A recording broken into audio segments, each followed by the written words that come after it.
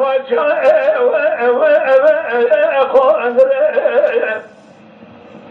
اینو چه بگیری علت یک زداغ گلو سردستی اولا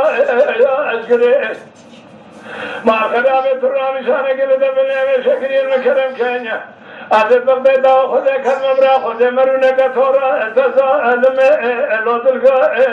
اوره برخی برا خالق عالم بک صدقه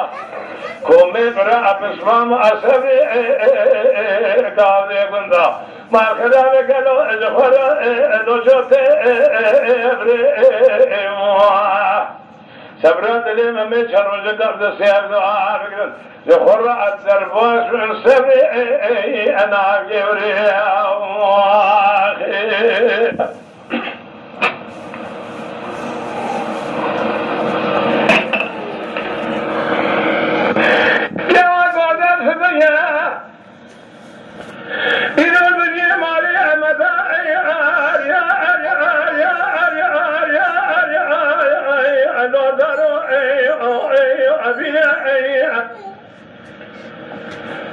مديك وقال زلفتنا الكلك كان جودك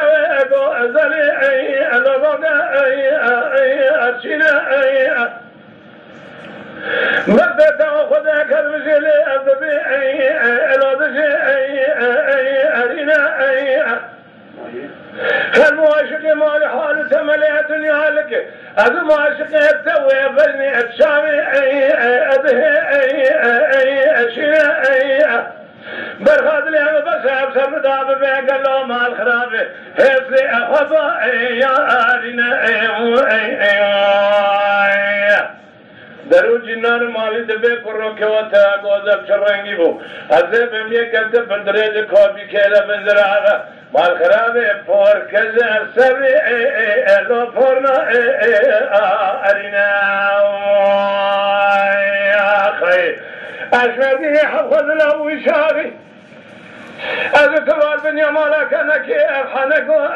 علاقی اردینا دحى فساد الشيطان قنده أما بعضات وعجمها يا أبدنا مقواس مريض بتقوم تياب خدك دم ترسى أشترى الصوم بخم قالوا أو قندنا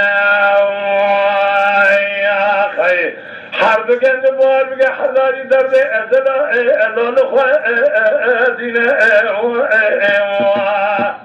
أسمري بالسريع مداخل عنك أكبر لأموالي ويرتا أسهلنا